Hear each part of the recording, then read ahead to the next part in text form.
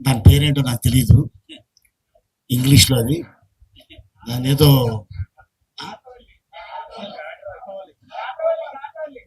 Octopus, lockdown. అప్పుడు అక్కడ చాలా మందిని అడిగితే మాకు తెలియదు అన్న. సో దానికి అన్ని ముళ్ళు ఉన్నాయి కాబట్టి దానికి ముళ్ళకాయ అని పెట్టి. సో పాత్రిక మిత్రులకి, మీడియా సోదరులకి, ఇక్కడికి వచ్చిన అతిథులకి, వేదిక మీద ఉన్న రమేష్ గారికి, మా బావ కళ్యాణ్కి, ఈ సినిమా షూటింగ్ చేస్తున్నప్పుడు మేమంత కష్టపడ్డాము రాజస్థాన్లో మాకు తెలుసు.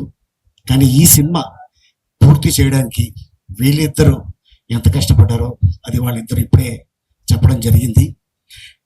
ఈరోజు గొప్ప విశేషం ఏంటంటే హిందీ ఇండస్ట్రీని గడగడలాడించిన ఒక చిత్రం షోలే ఇవాళకి 50 సంవత్సరాలు పూర్తవుతుంది. ఆ సినిమా డిస్ట్రిబ్యూటర్స్ కోసం థియేటర్లో వేస్తే ఫస్ట్ హాఫ్ చూసి ఇంటర్వ్యూలో ఇవ్వగానే సమోసా తిని టీ తాగి బాత్రూంలోకి వెళ్ళి దాక్కున్నారు డిస్ట్రిబ్యూటర్లు. ఎందుకంటే ఈ సినిమాని ఎక్కడ కొనమంటారో అని భయపడిపోయి సెకండ్ హాఫ్ మళ్ళీ సినిమా ఆన్ అయిన తర్వాత బాత్రూంలో నుంచి బయటకు వచ్చి కార్లు వేసుకొని చాలా మంది ఇళ్లలోకి వెళ్ళిపోయారు.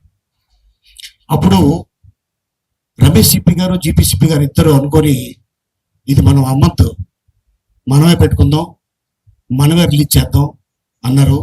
స్టిల్ 50 సంవత్సరాలు కదా, అది 500 సంవత్సరాలు అయినా కూడా షోలే అనే పదం కానీ, గబ్బర్ సింగ్ అనే పదం కానీ, సాంబా అనే పదం కానీ, అలాగే బసంతి అనే పదం కానీ, వీరు కానీ, జయ కానీ డైలాగులు ఏం వాడినా కూడా వాళ్ళకి రాయల్టీ కట్టాల్సిందే.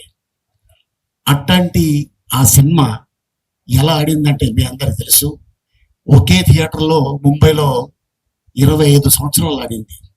ఆ తర్వాత డిడిడిఎల్ ఆడింది, దిల్వాలే దునియా లే జాయేంగే షారుఖ్ ఖాన్.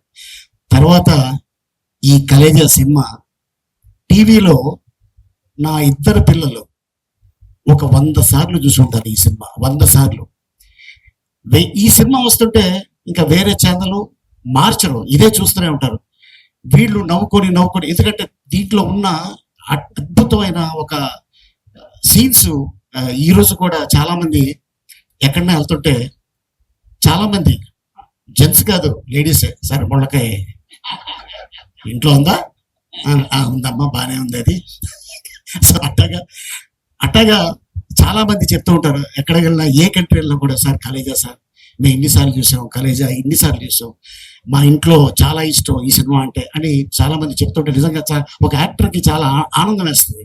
త్రిక్కం శ్రీనివాస్ గారు వారు రాసిన ఆ టైము, అలాగే మహేష్ గారు ఇక ఆయన టైమింగ్ మీ అందరికి తెలుసు.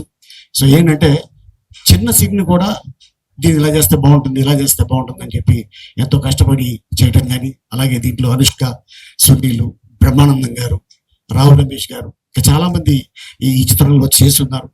అండ్ ఈ రోజున మళ్ళీ ఇది రిలీజ్ అంటుంటే నాకు రిలీజ్ లా లేదు, ఏదో మధ్యలో సడన్ గా వీళ్ళు సినిమా తీసేసి రిలీజ్ చేస్తున్నారేమో అన్నట్టు నాకు అనిపిస్తుంది తప్ప ఇదేదో 14 సంవత్సరాల క్రితం తీసిన సినిమా లాగా నాకైతే అనిపించలేదు. సో డెఫినెట్ గా చాలా మంది ఇంతగా బాగా చెప్పినట్టు ఎవరైతే ఉన్నారో ఈ సినిమా రేపు 30 తారీఖు థియేటర్లో చూసి చాలా ఆనందపడతారు. కానీ అమెరికాలో కూడా ఇన్ని థియేటర్లో, ఇన్ని స్టేట్స్లో రిలీజ్ అవుతుందంటే నిజంగా చాలా ఆశ్చర్యంగా ఉంది. అండ్ అలాగే రేపు 30 తారీఖు సుదర్శన్లో, సంధ్యాలో మెయిన్ థియేటర్స్గా ఇది రిలీజ్ కాబోతుంది. అండ్ డెఫినెట్గా ఈ సినిమా మళ్ళీ మీరందరూ ఎంజాయ్ చేస్తారని ఆనందిస్తున్నాను. And thank you so much ఇంత అద్భుతమైన అవకాశం ఇచ్చినందుకు.